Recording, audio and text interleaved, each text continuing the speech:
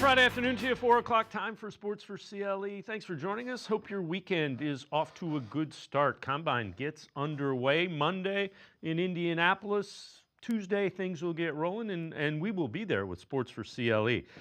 Daniel Jeremiah, NFL Network's draft analyst, with something that front offices like the Titans and the Browns have to factor into the equation of, do you take a quarterback at 1 or 2 overall in the draft?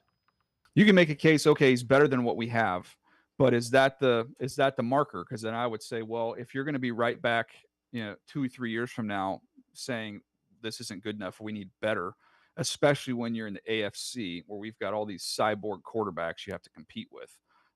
If you don't want to draft somebody you're going to have to replace within a couple years just because he was a little bit better than the guy you had currently on your roster. And the pushback I get when I've said that is, yeah, but you never know when you're going to be up there again. And so we looked it up and okay, the Bears were up there and they had a quarterback that was better than what they had, and they passed on it, and they turned around and got Caleb Williams the next year. There's teams that could have taken Will Levis, the Commanders, the Patriots, the Vikings. They all passed. The Commanders come back and get Daniels. The Patriots come back, get May. The Vikings come back, get McCarthy. The Texans passed on Kenny Pickett twice. They got C.J. Stroud the next year. The Jags passed on Jordan Love. They got Trevor Lawrence the next year. The Bills passed on Mahomes. Now, obviously, that's one that's worked out for both teams, maybe more so initially here from Kansas City, but they got Josh Allen the next year. So I do think there is some precedent there that, that you can't just say he's 5%, 10% better than what we have, so we have to take that position. That's just my thoughts on it. And, that's why you have to decide, do you envision with the quarterback you take at number 1 that he's going to be able to help your team compete against Mahomes, Josh Allen, Joe Burrow, Lamar Jackson, Justin Herbert? Like, you need to have those honest conversations in the draft room. And again, I agree with him wholeheartedly. I think that hit the nail right on the head relative to how you have to approach, specifically this year with Cam Ward and Shedeur Sanders. Nathan Zagura with his thoughts on what he has seen from Shedeur Sanders as a quarterback. There are a lot of people that are like, no, I don't want Shedeur. Oh, his arm's not strong enough. Put the tape on. His arm certainly seems good enough to make every NFL throw to me, even in tight windows. He can throw up to the far hash sideline, which is even wider in college football in tight windows. He's incredibly accurate. He's incredibly tough in the pocket. He understands the game. He has great instincts and feels for what the defense is going to do and what the offense is trying to do to that defense. And so it allows him to throw with great anticipation. As I said, incredibly accurate. He's tough. He played behind a terrible offensive line and took a beating and developed some bad habits as a result of that. And he also played with no run game. So those are all factors that you have to look at when you're evaluating a quarterback. NFL Films, Greg Cosell watches more videotape and film than anybody. We heard he has Cam Ward, his QB1. Take a listen to who he has as QB2 this year. To me, the next best tape, okay, of a college quarterback that I saw was Tyler Shuck from Louisville. And I was fascinated by this kid. And I don't know where he's going to get drafted. It would not surprise me at all, Ross, if you start hearing his name, hear people start saying, well, he's going to start moving up. He's 24 years old. I've spoken to former GMs who say that's not an issue at all. If the guy plays 10 years, 12 years, so what? He'll be 36. Quarterbacks play at that age. There's an injury history that's probably a little more concerning. He's 6'5", he's 224. This kid, I loved his tape. He looks the part of an NFL quarterback. He's got clean mechanics. He stayed on the midline. These are the little details that I look for. So many college quarterbacks, they drift. They create their own pressure. They don't do the little details of the position. I mean, this kid played 7 years of college football. I think he's a higher level prospect. I really do. 7 years of college football. I wonder if he gets a pension yet. All right. A.J. Brown has called Myles Garrett a game changer as far as offseason addition goes. The Eagles expected to be one of the teams that the Browns talked to, but again, Browns have remained adamant they don't have any intention of trading Myles Garrett.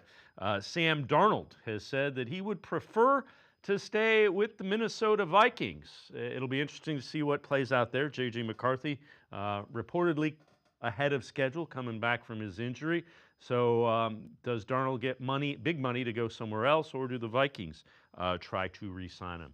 News from around the AFC North, Sheldon Rankins will be released. He was a starter at defensive tackle with the Bengals last year. In a cap move, they have released him, so he will become a free agent. Coaching news as well. A native, John Carroll alum from Perry, Ohio. Saints are hiring former Chargers head coach Brandon Staley as their defensive coordinator. Kellen Moore makes the hire. Staley was an assistant this year with the Niners before the Chargers. He was a really good defensive coordinator for the Rams, so he is now in New Orleans as the Saints' new defensive coordinator. Cavs getting ready to play back-to-back. They will play the Knicks in New York tonight. Last night, they were in Brooklyn against the Nets, and the Cavs fell behind early but got things rolling. Donovan Mitchell hits the three-pointer. Mitchell again out in transition, and wide open three, he knocks it down. He had 26 points. Got things rolling kind of in that third quarter. Darius Garland finds Jared Allen for the dunk. Allen, 16 points, 20. That's right, 20 rebounds. Garland gets inside, little turnaround from around the circle. He had 18 points, 9 assists. Take a look at this move by Evan Mobley. Little crossover, spin, dunk, and one. 18 points, 13 rebounds. Cavs win it 110-97. A big comeback in the third quarter. Kenny Atkinson on what he saw in the win. Wasn't a masterpiece, that's for sure. But give the Nets credit. They're physical, really physical. Kind of makes the game choppy, So we didn't ever really catch an offensive rhythm, but I thought our defense was good all night, and that kind of saved us from a subpar offensive night.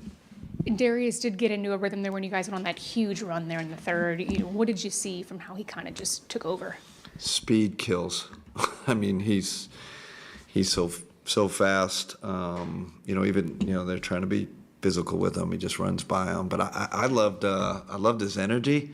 I loved how competitive he was. I kind of thought he was the engine tonight. Like you said, he got us going. Cavs will be on national TV against the Knicks tonight, and they list Dean Wade as probable. So Wade expected to come back. Hasn't played in quite a while. Said yesterday that he would play tonight. No other players on the injury report, but it sounds like Dean Wade will be back on the court tonight against the Knicks in that second of the back-to-backs. Guardians will get their exhibition season underway in Goodyear against the Reds tomorrow. And that means, it meant Terry Francona, former Guardians manager, might be in the other dugout.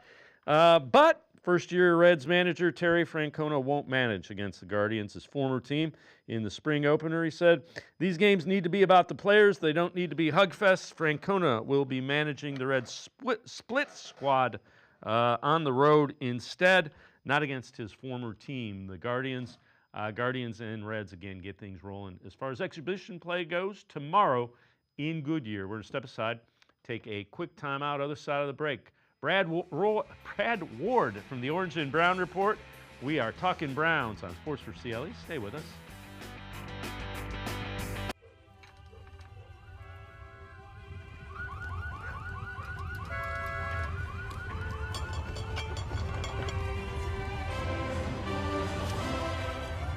Are you ready? The Ohio Lottery is about to unleash 50 new millionaires on Ohio. Want a chance to become one? Play VIP Millions. With 50 $1 million winning tickets, it's your best chance to win $1 million ever.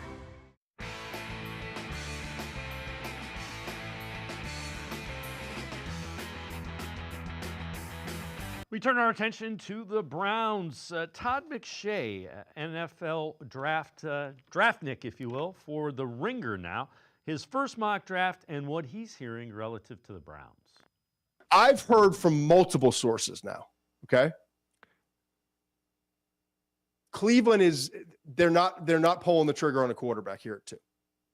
I've heard from multiple sources, multiple sources, that they don't believe that this is the year to do that, that they're not a quarterback in this class away, if that makes sense.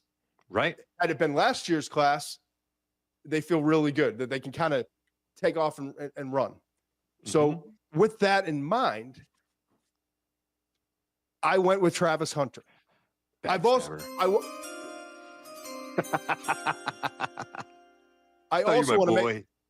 also want to make this. I know you said recently that you don't think that he's going to be a top 5 pick in this draft. In this scenario, I think Cleveland could take Travis Hunter, the cornerback wide receiver out of Colorado. I also want to say this. I've now heard from 2 different people that Kirk Cousins could be brought in on the cheap this offseason, kind of as a stopgap. Let's welcome in Brad Ward from the Orange and Brown Report, the All Eyes on Cleveland podcast. Brad, we'll deal with Kirk Cousins in a minute. I know Travis Hunter's Heisman Trophy winner. I know he's a really good athlete. He's the kind of guy that scares me. He's not real big, and I'm worried about the wear and tear and the beating that a wide receiver and a cornerback take in the NFL relative to Travis Hunter. Yeah, I mean, I've kind of said this all along. If you are going to take him that high, he better be at the top of your list on whatever position you're going to use him the most, because I don't think it's a guarantee that he's going to be able to go and play as many snaps as people are projecting him to in the NFL. Like you said, the wear and tear on the body, playing both sides, that's fine. If you want to have a package for him on offense or a couple packages or use him in certain situations, that's fine, and he's your cornerback, and that's mainly what he does. That seems to make the most sense to me. Or if you want to just use him as a wide receiver and maybe a kick returner, it would be hard to just throw him in situationally on defense. I would think that would cause some communications issues. Maybe not. Maybe I'll prove us all wrong and play 120 snaps in the NFL. But until I see that, that's far-fetched. So he better be at the top of your list as a corner or a wide receiver, whatever you're drafting him as. I know he's going to the combine as a corner. Yeah, it'll be interesting to see. Again, I'm concerned about the durability, and I don't think when guys are kind of tweeners, you worry, is he a safety? This is the ultimate tweener. Is he offense? Is he defense? So you better have a plan for him. Yeah. This is kind of interesting as well. So this CBSSports.com 2025 QB market, top free agents and best team fits. So Kirk Cousins, they have projected annual value of his contract between $1 and $1.5 million because he'll get the vet minimum. Best fits Browns, Colts, and Jets. They predict he signs a 1-year, $1.5 million deal with the Browns. They also have Justin Fields projected between 10 and 15. Best fits Browns, Jets, Raiders, Steelers, and they say 1 year, $15 million deal with the Steelers. Cousins is intriguing. We had a beat reporter on shortly before he came out and said it wasn't his Achilles, it was an ankle. He got hit on his elbow, shoulder. They said his Achilles was fine. It would be interesting to see, can he stay healthy? He's a stopgap is a perfect way of describing what he would be. Yeah, I mean, I think it makes a lot of sense if you're the Browns. Financially, the history with Stefanski, he won his only playoff game with Stefanski. Now, do we know if they have a glowing relationship? No. And if he doesn't want to come to Cleveland, they may be in some trouble. But, I mean, he would be, unless something happens where you can crowbar Stafford out of L.A., which I think is a little far-fetched. This would be your best option, I think, if you're the Browns. I don't think they want to spend $40 or $30 million, excuse me, on Sam Darnold. And so I think this is your best option, and I think he could win you some football games because he was dinged up in that 5-game stretch or 6-game stretch there that he looked pretty bad at the end, but he looked better before that. And another year removed from that Achilles injury, I think he would be fine. So, and especially in Stefanski's offense. So I do think that makes a ton of sense for the Browns. Yeah, I would agree. And what I'm curious to see is how much does competent quarterback play improve that record? I would argue if you had competent quarterback play, you probably win at least 8, 9, maybe even 10 games last year. So we'll see. You want to get depressed? This is the depressing portion of the show. These are quarterbacks the Browns have drafted since 1999, and it's not pretty. Tim Couch was number 1 overall in 99. Spurgeon Wynn, who I interviewed, a couple of spots ahead of Tom Brady. A wonderful guy, intelligent, well-spoken, couldn't play quarterback very well. McCown, Fry, Brady Quinn in the first round. Colt McCoy, Brandon Weeden in the first round. Johnny Manziel in the first round. Baker Mayfield had some success, and then it kind of went south. Dorian Thompson-Robinson hadn't worked out. So they point out only 2 of them were in the first round. But if you want a snapshot of why the franchise has struggled since they've returned in 1999, that is it. Yeah, it surely is. It's interesting when you look through this list. I'm like, who of these guys was I excited about? Right? Like, I think I remember having somewhat of faith that Kaiser could work out, not Kessler, not Manziel. Weeden a little bit, but that was a weird situation with him. He was so old; he never would have been drafted by this regime because he was like 26 when he came in the league, right? So, Charlie Fry, Brady Quinn. These names are just crazy. Luke McCown's going to be a good coach. I think that we could say that about him. He wasn't the best quarterback, but he'll be a good coach. Tim Couch was excited about Tim. He never really got a fair shake. He took a beating. He just took a beating on that expansion team. Yeah, again, you got to get that position right, and you can't force it. So we'll see. I know you wrote an article, and I'm curious about this one. The tag window opens. The latest names on that would impact the Browns would be Sam Darnold, T. Higgins. Take me through the thought process with that. Yeah, so the T. Higgins thing is getting really interesting as Burrow has, for like 6 weeks now, has been very vocal. He's really applying the pressure to Cincinnati that he wants to keep Higgins there. And now you have Chase also looking for that long-term deal. And to make it even more interesting, Dave, Higgins fired his agent and changed to the same agent as Chase. So the Bengals now have to navigate, right? They're gonna know the deals. Yeah, which is peculiar, but it puts the Bengals in a really tough spot because they've been a frugal organization, right? And you've got Burrow applying this pressure, and I think all along they kind of thought it was going to be Chase. Like if we just keep Chase and Higgins gets out, we'll be okay. But now you've got Burrow speaking out about you can't let these good players out of your, building. And they've commented and said they want to work out a long-term deal with Higgins. I don't see how it's feasible to do Higgins, Chase, and Hendrickson. So, I mean, we'll see how it plays out, but it's going to be wild. They may use the franchise tag on him again.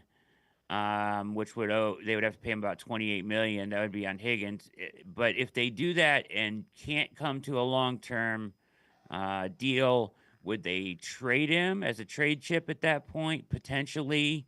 All these ideas are kind of out there, but they are willing to use the tag on him. Is the word from Cincinnati? They will use the tag on him, and then they have until I think like March. I forget what it is. It's 2 weeks from Tuesday this week. Yeah. That the franchise tag is open, and then you have to tag him by the end of that 2 weeks if you don't have a deal. And I don't see them having a deal with Higgins, so I think he'll get tagged again. The Sam Darnold thing is super interesting, but ESPN's Kevin Seifert has had the best reporting on this. He says he will see the free agent market, that the Vikings actually would like to use that tag on Byron Murphy, a 27-year-old defensive back they have. So,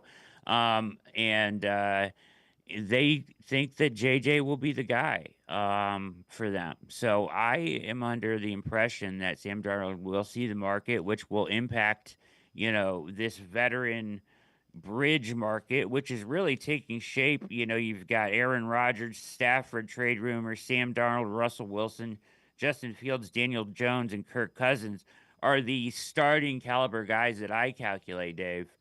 And that's like 6-7 guys in there right now. You can find 6-7 teams that need a quarterback. So it'll be interesting how this musical chairs thing shakes out and where these guys end up. Yeah, and the other thing to throw into the T. Higgins and Hendrickson thing, Jamar Chase wants to be the highest paid wide receiver by a comfortable margin, which means you should have paid him.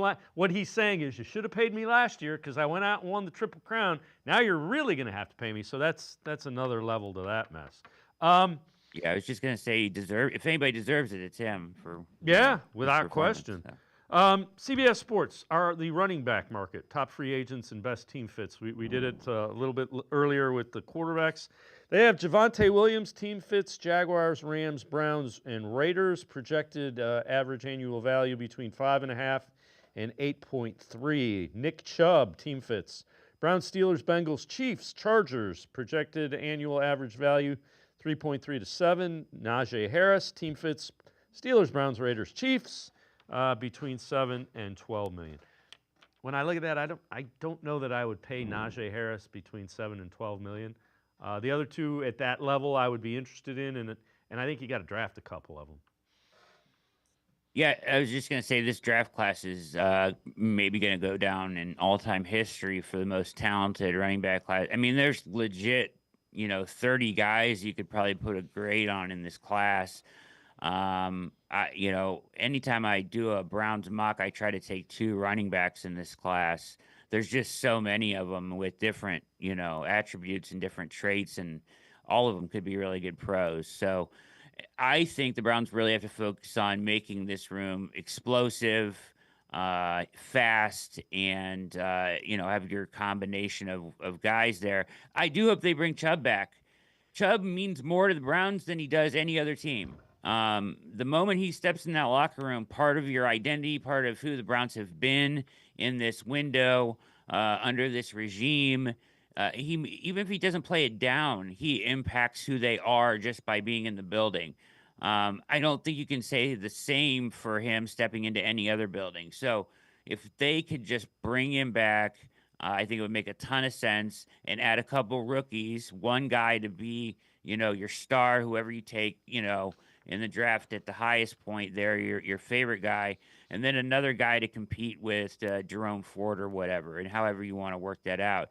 And I would take those 4 backs into the season, and I think you'll get a good net return. And even if Chubb isn't what he was, he just means so much more to this organization culturally, and leadership-wise than he would stepping into any other locker room, Dave. So I'm a big proponent of finding a way to bring him back, and I don't think he'll be that expensive. Brad Ward from the Orange and Brown Report, the All Eyes on Cleveland podcast, and I are going to step aside, take a quick timeout. Other side of the break, back to the voicemail of Truth and Reason. Sports4CLE will be right back. Stay with us. Come back to go forward. Back to learning new things. Back to pursuing your dreams. Tri-C has flexible learning options to fit your life. And every year, more than 1,000 local companies provide Tri-C students with real-world learning. The right education can boost your lifetime earning power by hundreds of thousands of dollars. Start now with a college education you can afford. Tri-C, where futures begin.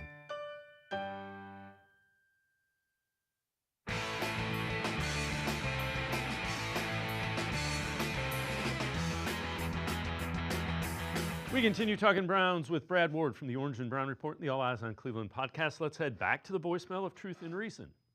Hey, Dave. Love the show, man. Just want to ask you like a what-if question. If you were in charge of drafting for the Browns and you got to draft two guys coming from the Buckeyes national title team, who would you draft? Me personally, I don't know if I could just do two, but I like Donovan Jackson. I like Will Howard. I like Quinshon Judkins. I would say Travion, but he stays hurt for most of his years until this past year, so I don't know. But I also like Ibuka. So it's a hard question. Just want to see if you have an answer.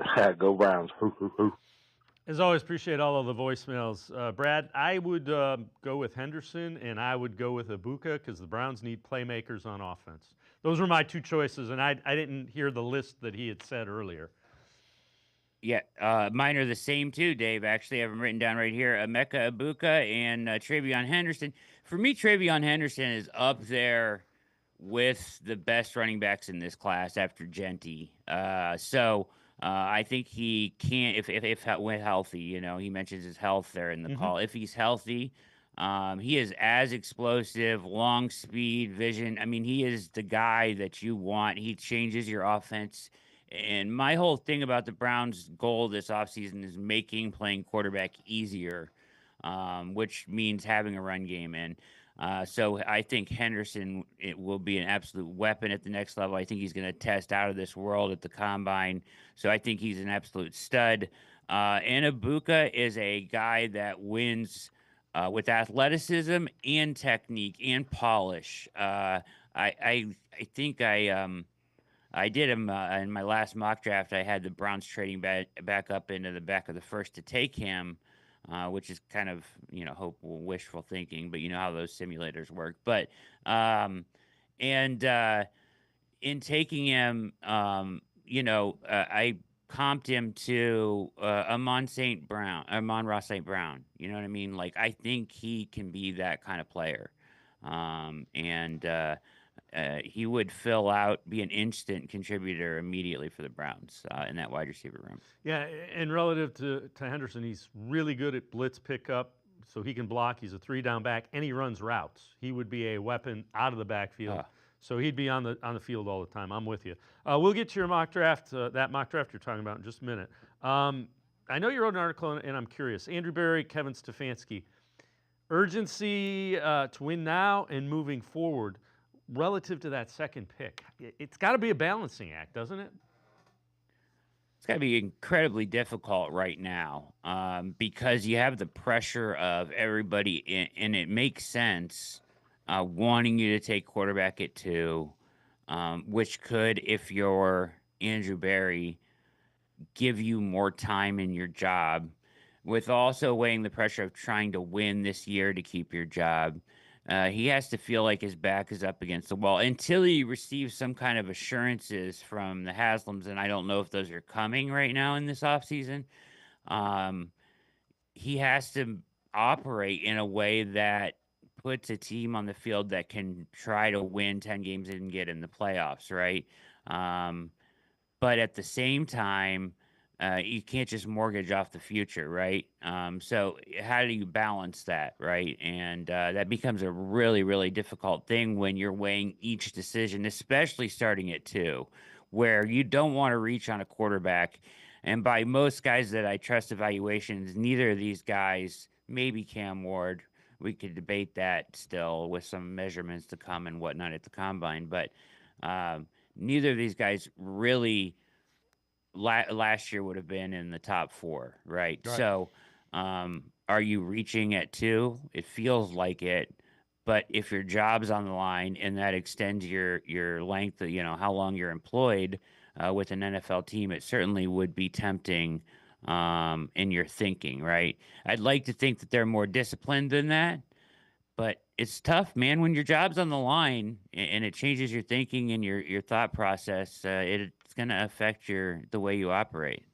All right. So you talked about your mock draft for the Orange and Brown report. So pick number 2, you had Abdul Carter, and we'll get to him in a minute. Then you had the trade backup. So they gave up 33 and some other picks to get into the first round. You haven't taken Ibuka.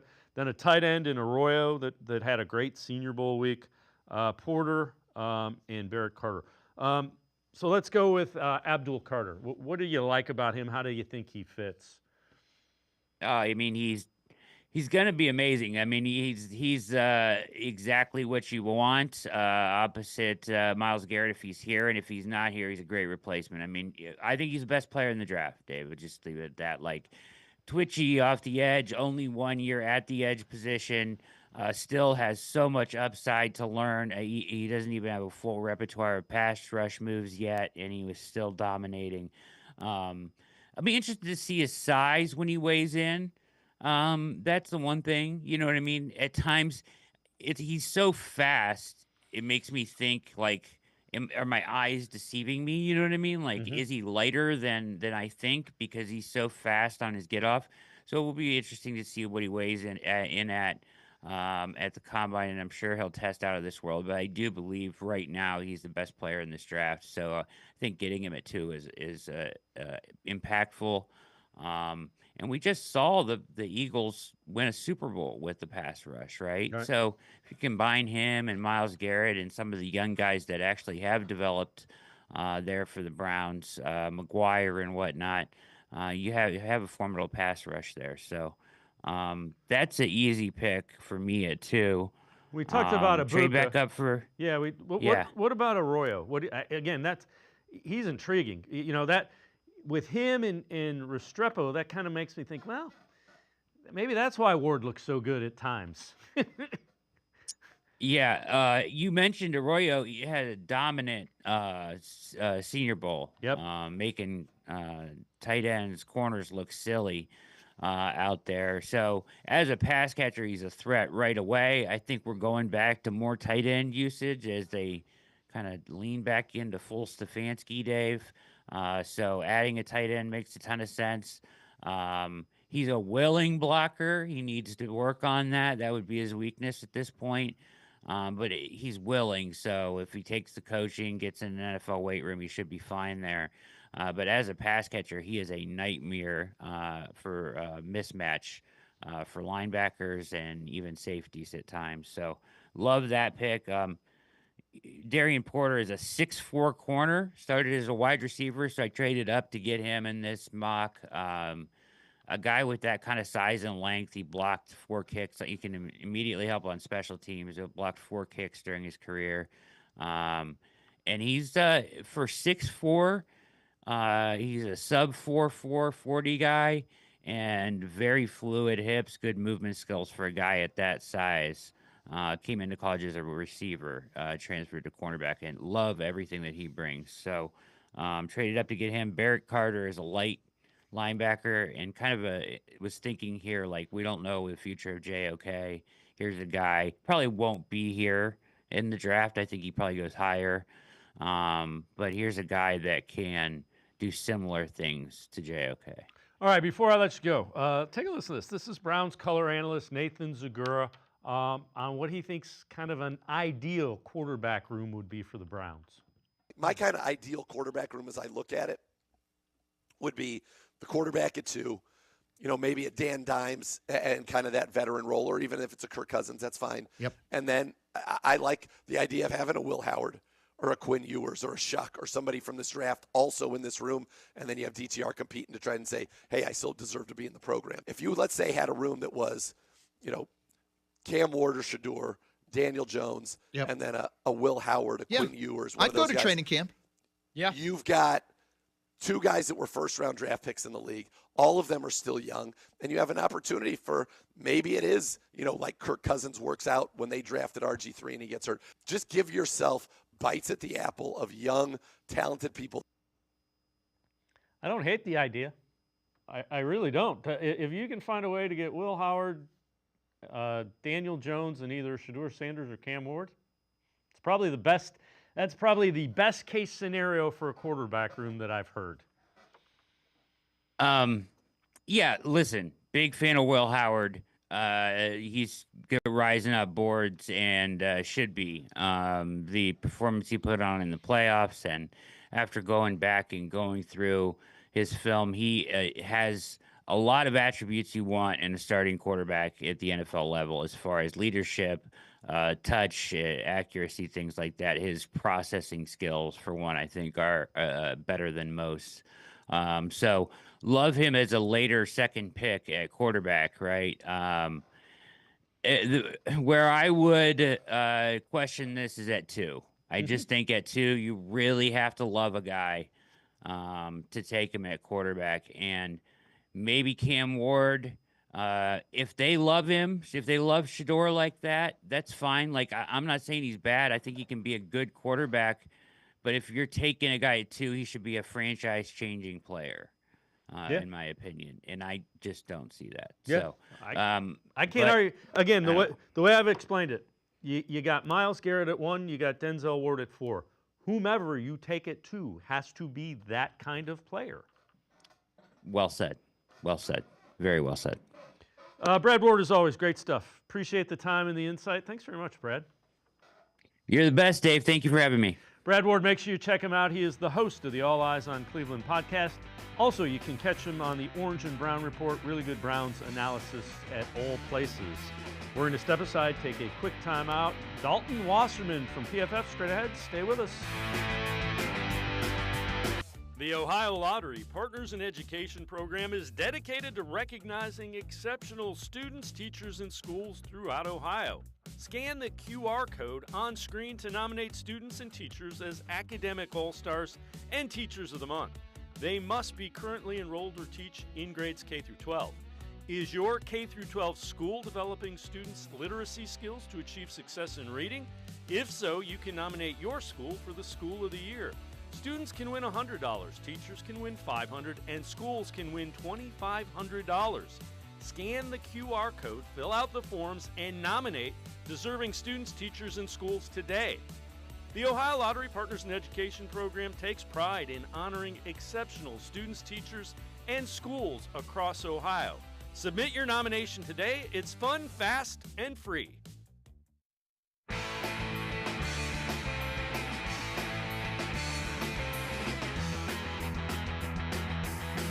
We continue talking Browns and the NFL draft here on Sports4CLE. Let's head back to the voicemail of Truth and Reason. Yeah, this is Jim from Portsmouth, Ohio. I just want to know how J.J. McCarthy won a national title with Michigan and didn't have to run near the gauntlet that Will Howard had to run and didn't have near the stats that Will Howard had, but yet he went in the top 6 and Will's not even getting a sniff of the first round. Why is that? As always, appreciate all of the voicemails. Let's welcome in Dalton Wasserman, PFF data analyst, co-host of the PFF College Football Show. Dalton, it's one of those things, there are a number of things, there are measurables that NFL scouts really go by.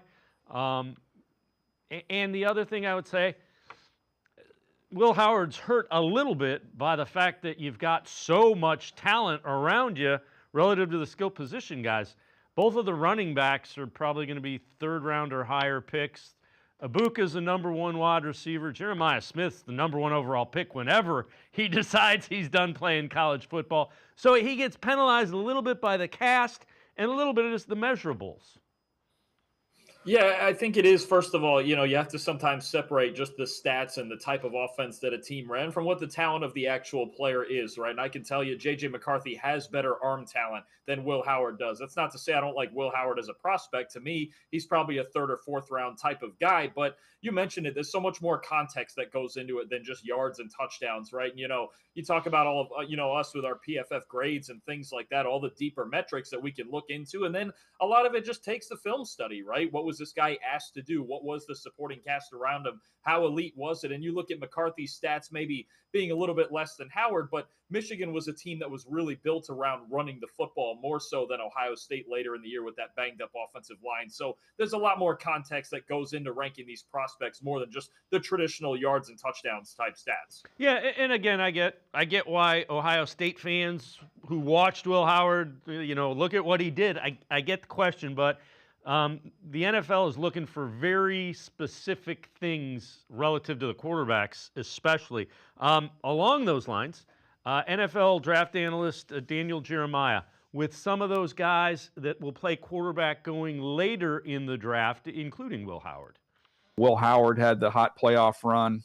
He's got obviously the size, almost 6'4", 240 pounds, ultra competitive kid. I love the fact that he won at 2 spots at K-State and then obviously this year at Ohio State. He's a touch thrower. He's quick to get to number 3 in his read. The big question is just going to be the arm strength. I just want to see him throw live. I've never seen him throw live. I want to see what his arm looks like. Tyler Shuck from Louisville is older. He's 25. He can drive the ball. He's big and strong. He's another one who can get to number 3 in the progression.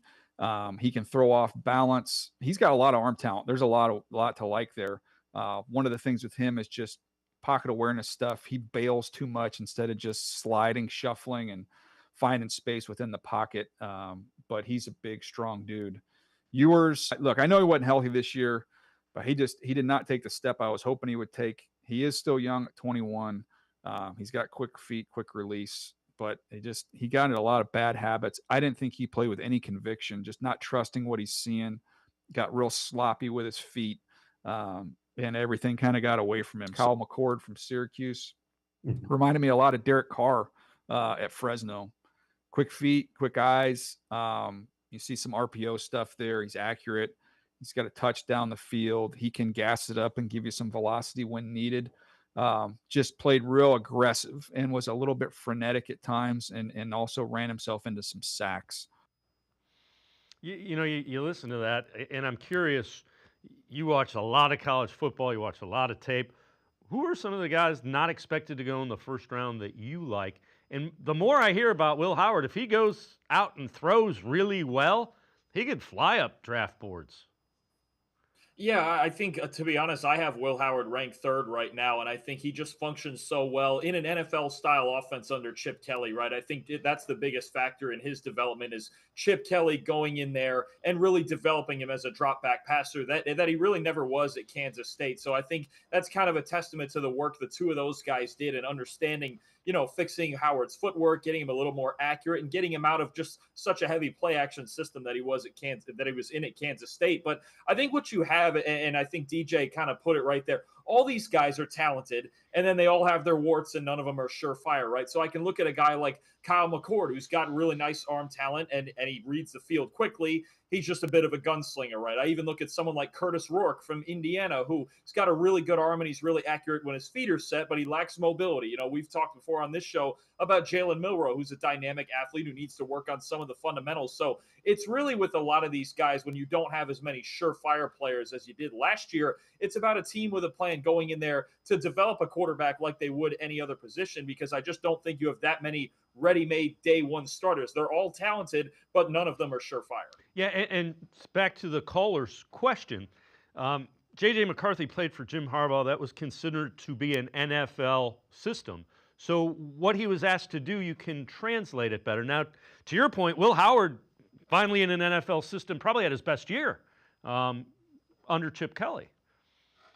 No, absolutely. I think those are questions you have to answer. And when you watch the tape on these guys, what type of throws are they making? What type of reads are they making, right? Even take someone like Jackson Dart from Ole Miss. That's really the biggest question right now, because that offense was so vertically based and so just about being faster than the other team and getting those deep shots downfield. But when teams took those shots away, then they have to start making in-between throws, and it was more of a struggle. So it is something that you have to take into account. Even someone like Quinn Ewers and how much really that Steve Sarkisian takes out of his hands at the line of scrimmage. These are things that go into account when you really study, okay, how much do these guys know? How much can they read the field? And what types of throws are they making? And does it translate to some of the tighter windows in the NFL, right? So it's very nuanced. It's very hard sometimes even to get it through all the statistics, and we try the best we can, even with certain levels of the field and ball placement and all those things. But at the end of the day, these NFL teams, they're going to meet these guys, especially this coming week at the Combine, and try to understand, what do these guys know? What do they know how to do? And how much depth really is there to what they've worked with in an offense?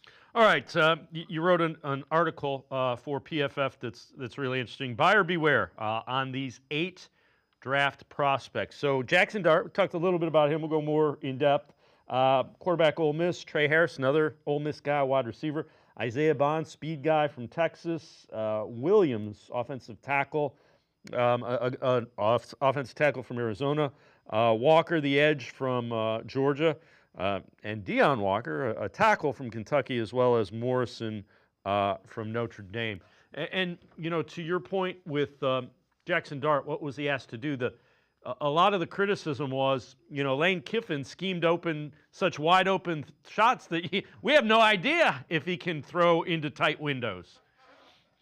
Yeah, no, absolutely, and it's going to be big with him to understand what he knows about defenses and how to orchestrate himself into a second and third read. Because what you see so often in that offense is that they just have more talented players on the outside than especially a lot of the softer competition that they played early in the schedule. When you think about non-conference things like that, and they can just run by people and chuck up as many deep shots as they want. So to put a number behind it, Jackson Dart's average depth of target was almost 12 yards this year. That's not going to fly in the NFL, where this year the only quarterback with an average depth of target that high was Anthony Richardson, and he's really been struggling at Indianapolis, right? So he's got to tone it down a little bit. NFL defenses are not going to just allow you those deep shots that a lot of college defenses do because they're just not talented enough, right? So the argument with Dart is perfectly understandable. He's very talented. You can see he's got probably B to B plus traits all the way around. He's a good athlete. He's got a good arm, but can he speed it up? And when he's prevented from taking those deep shots, because that's why he kind of struggled throughout his career to beat teams like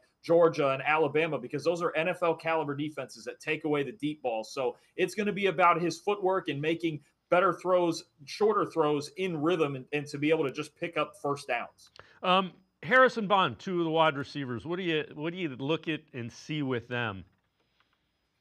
So Harris, it just rides right along with Dart, where you can see the limited route tree that he had at Ole Miss. He was very good at, right? Ran a lot of go balls. He's got a really good body here and there. Would pick up some big chunk plays on screens, but there's not a lot of diversity to the routes, and he's not all that twitchy an athlete, I think. So he's a guy that, look, some people are going to be really high on because the stats are awesome. They look fantastic down there at Ole Miss, but then you realize the same thing. A lot of it's deep shots, and a lot of it's deep shots against softer defenses. That's going to be an issue when it comes to trying to teach him the other ins and outs of an offense. And then Bond, it just didn't feel like he had the year that he was supposed to at Texas. And we're seeing that now with Matthew Golden, his teammate, really surpassing him, on the draft boards. Whereas Bond, it feels like outside of the speed, and he's going to go out this coming week and run a great 40, but there's a lot of details and a lot of physicality that needs to be added to his game if he's going to be a consistent playmaker.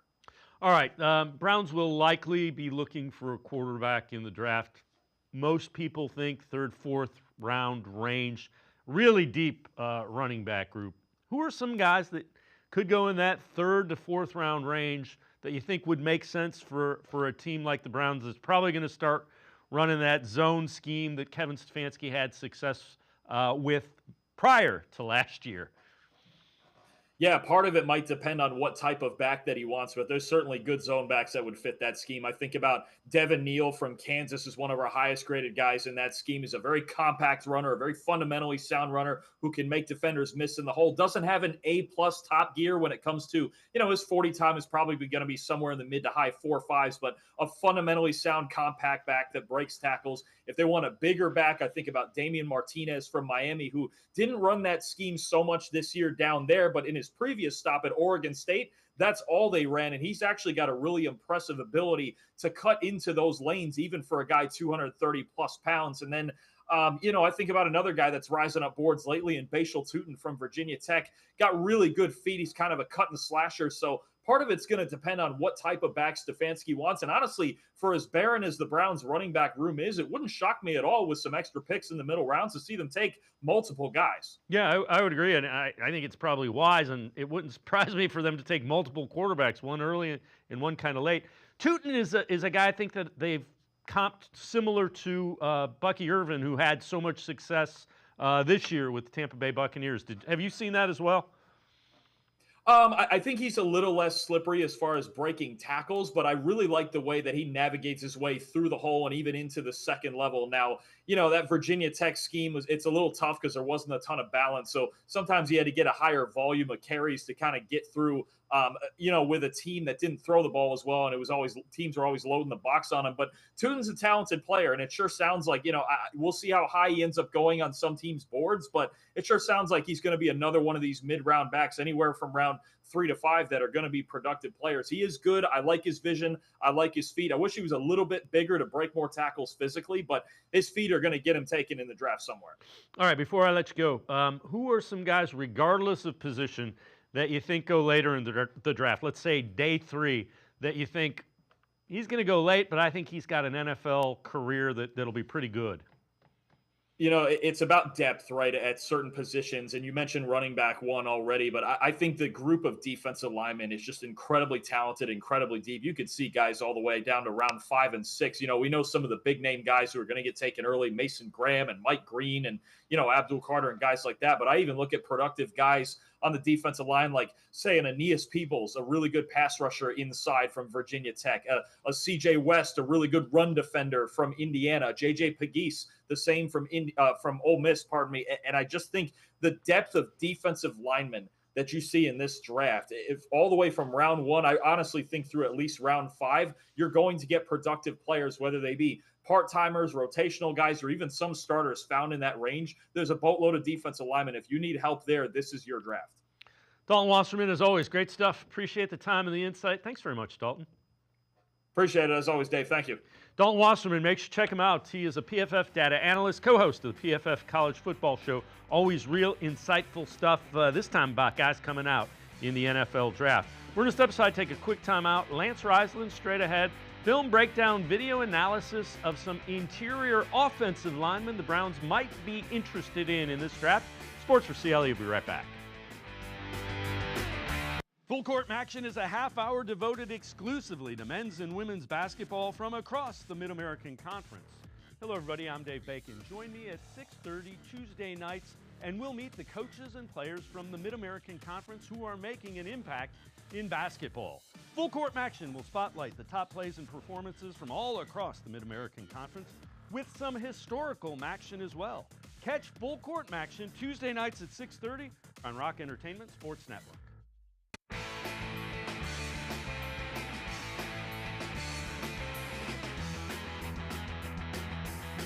We continue talking Browns on Sports4CLE. Time to turn our attention to film breakdown, video analysis. Whenever we do that, we welcome in Lance Reisland from the Plain Dealer, cleveland.com. So, Lance, more about the offensive linemen. We did a little bit of that earlier. Kind of more interior guys this time around. And before we get rolling, how much of the struggles do you think the Browns had last year on the offensive line were related to scheme change and those kind of things and injury, and how much were related to guys just kind of getting old? Well, you know, I think the getting old, I'm not looking a lot into that until I see him play this year. That scheme really hurt him. So when they get back into their scheme, into what they do really well, I think they're going to be pretty successful. Obviously, they are getting older, but Bitonio's better on the run. Wyatt Teller's better as a down blocker. Posic's good in space. They had them doing things that weren't really them, and it was all new to them. So I'm interested to see before. I'm going to hold my judgment because I want to see how they do with the new offensive line coach who's going to have Callahan type, practice plans and things like that.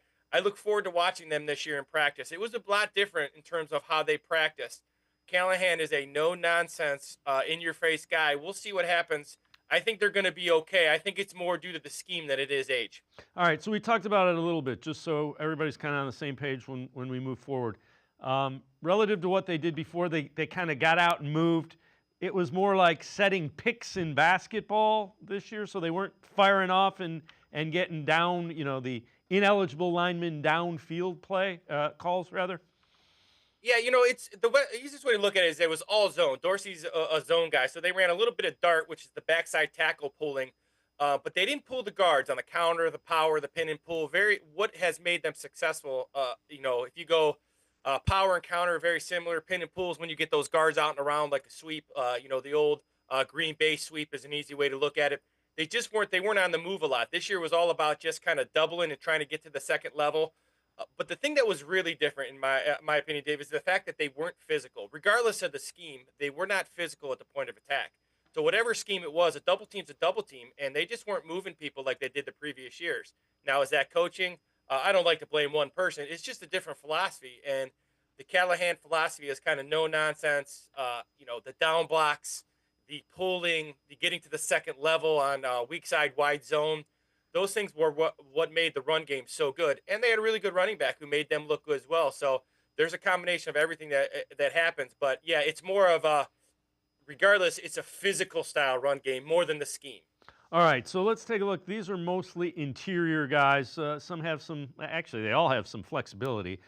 First one we're going to look at is Tyler Booker from Alabama, listed as guard tackle, 6'5", 325 pounds. What do you like about him? Well, he's a mauler. He's got long arms. He can play. You're going to see here, he gets inside, turns that guy on a pin and pull, bash look here. So really, really strong torque, lower base. He does a lot of things very well. Very good in pass protection here. You're going to see him pat and then go help on his center. Next, you're going to see him get out and around.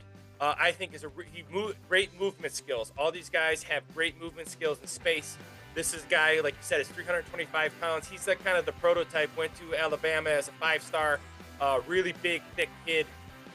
He is really, really good at down blocking. And if they're going to go back to the power counter, these guys that I really like are really going to be good in Stefanski's old scheme. Now, depending on what that is, if it's something different, maybe these guys wouldn't be the answer. But these are guys, centers and guards, who can really move more than most centers and guards. They pull very well. They block at the point of attack very well. And this guy Booker, he'd be an early, maybe second-day pick. Really, really talented, big physical kid. Really like him. I like his long arms. That means he can throw 34-inch arms. He can go out and play tackle too if needed. So flexibility is that as an offensive lineman is very important, especially if you're not going to be a starter. And again, played at Alabama, so that's interesting. You mentioned 5-star recruit. All right, next guy from a little bit smaller school, Jackson Slater, Sacramento State, guard center, 6'3", still big at 320. So these are my favorite guys to break down, the ones no one really knows. So this is, you're going to see him pull. You're going to see the outside linebacker, strong safety. He's going to pull and kick out. You're going to see his bend in his knees. Gets his head across inside, which creates that big hole. You're going to see here, he's actually going to block this 3 technique. They're in charge of those two. Does a great job. It's hard to explain how hard that is when a guy is outside of you. He goes inside. So this is going to be the guard pulling. You see the bend. He's got great bend, great leverage when he gets there. He's got a little bit of attitude. Then you're going to see here, this is a double team. These two are going to double team to that backer. That guy goes inside, so he's got to adjust and go to the second level. His athleticism shows up when he gets to that second level and has to block linebackers. Because if you're going to block linebackers in space, you have to have good short area quickness and good lateral movement. He's got a little bit of nastiness to him. I really don't break down a lot of finesse running linemen, especially if the Browns are going back to what they do well. These guys all have a little bit of nasty in them. They like to block. They like to run block. They pull very well, and they're very, very good in pass protection. So this is a guy that, these smaller school guys, these linemen from smaller school guys, I really like because they go to these smaller schools because they're 240 or they're tight ends, and they're really athletic kids, and they're 240 pounds. Then all of a sudden, they turn into grown men, and they go from 240 to 320 with natural growth, weight room, food. So these are the guys who are really good athletes. Really like this guy. I think he can be a good. This would be an early day 3 guy. Really, really like this guy. I think he can really help the Browns. And once again, he's a guy not as long as arm, so he'd be more of a guard center. All right, the next guy we're going to talk about is a guy who really made a name for himself during the Senior Bowl, opened up a lot of eyes. Gray Zabel, North Dakota State, and he can play pretty much anywhere on the line, 6'5", 316 pounds. The term I use for you're going to see him here. So a lot of good clips here. So once again, he's going to step down. If you see him pounding his feet, getting to the linebacker, getting to the defensive lineman, you're going to see here great job on the twist, keeping his balance. You're going to see him here setting the edge. You're going to see him get his hips around, which is really hard to do. So you're going to see him step with the right foot, come down. That lineman steps in his way, and that's called a railroad, where you're just going to block anything in your path on a down block. And that's one of the key plays that the Browns block when you talk about a down block. Now, this is a guy I love. He was 240 coming out of high school, a 3-sport kid. I love kids who don't specialize because it teaches them competitiveness. In this day of specialization, I love guys who play multiple sports. I think it's important they learn competitive things in different sports, different spatial awareness. His body control and spatial awareness are outstanding. He went to the Senior Bowl, played all the positions. This is a guy who's invaluable. This will be a late first-round pick, early second-day pick. You get a guy like this in the second round, you're really, really happy because in the NFL with a 53-man roster, this guy can play guard, center, and tackle. Super athletic. Like I said, he plays with a little bit of nastiness. This North Dakota State program has produced a lot of really good pros. They take kids who are really athletic and then get them in the weight room, get them fed, and they turn into really good football players and potential pros. This guy is a really good player. Again, you said it bad. In the Senior Bowl, he was absolutely dominant. If you watch all his reps, he goes against the best of the best and handles himself very, very well. Are you concerned at all about North Dakota State? That's a FCS, so the old 1AA. It's not the Alabamas and the the SECs. But you do mention that Carson Wentz went there. There's a lot of NFL guys that have played at that program, in that program. Well, there's two things, right? Is who are they going against? Obviously, it's not the level of competition. But when you break down the film, the thing that I'm looking for is their movement skills at their size, their spatial awareness, their ability to get off the football. Do they understand the fronts they're seeing? The difference between an FCS school and Division I or 1AA, I'll call it. I'll show my age, but the difference between them is usually the depth. Those first level guys at all college programs are usually pretty good. Everybody says, go watch a Mount Union game or a John Carroll game. There's a lot of really good football players. So what it really comes to is these guys go to these smaller schools because they're not into their frames yet, right? So he was 240 when he got to North Dakota State. Now he's pushing 320 because of the weight room and just natural growth. So, no, I don't worry about it as much, especially inside, because that's a position where you have to grow. And the best players are grown men inside, right? Those guys who are third and fourth and fifth year seniors who are 22, 23 years old who are now grown men. So, not from the smaller schools, not when it comes to linemen, especially those interior guys. And that's what the combine for is the Senior Bowl. So you go see how you're going to do against those guys, and I think it's important. And he's really shown up in those situations. All right, before I let you go, how big of a jump is, we know the jump for quarterbacks, we know the jump for wide receivers, there's route trees. How big of a jump is it for a lineman, an offensive lineman, to go from playing even elite level college to the NFL? Well, there is, in my opinion, there's no harder position than offensive defensive line, but especially offensive line. And here's why. If you think we're going to use college for an example, and it's even more prevalent in the NFL. You go to college as an 18-year-old kid, you're a lineman, you're a right tackle. You go to a big school, you go to Ohio State, Michigan. You're 6'5", 300 pounds, but you're a little kid. You're 18 years old. The growth between 18 and 23 is amazing. You're a grown man when you leave. So think about that now when you go to the NFL. Now you're again a freshman in the NFL. You're 23 years old, and you're playing against guys who are in their late 20s, early 30s, who are in their prime. And you need time in the weight room. So a lot of those small, if you pick a lineman in the second, third, fourth, fifth round, sometimes those guys just need a little bit of a development just because of the fact they're going against grown men, and it just takes time to grow into that frame and grow into that strength and that leverage. So I think it's a very, very big jump. It's a skill guy is a skill guy. If you can catch and run, you can catch and run. Those big guys inside, it's a different world. I have a lot of respect for those guys. That's really a hard position to play. Lance Reisland, as always, great stuff. Appreciate the time and the insight. Thanks very much, Lance. As always, thanks for having me. Lance Reisland, make sure you check him out. Always really good film breakdown, video analysis. This time we were talking about the interior offensive lineman. We'll continue to do that as we get closer and closer to the draft. We'll continue to examine different position groups. It's going to do it for this edition of Sports for CLE. We will see you back here Monday at 4 o'clock. Have a great weekend, everybody. See you Monday at 4 on Sports for CLE.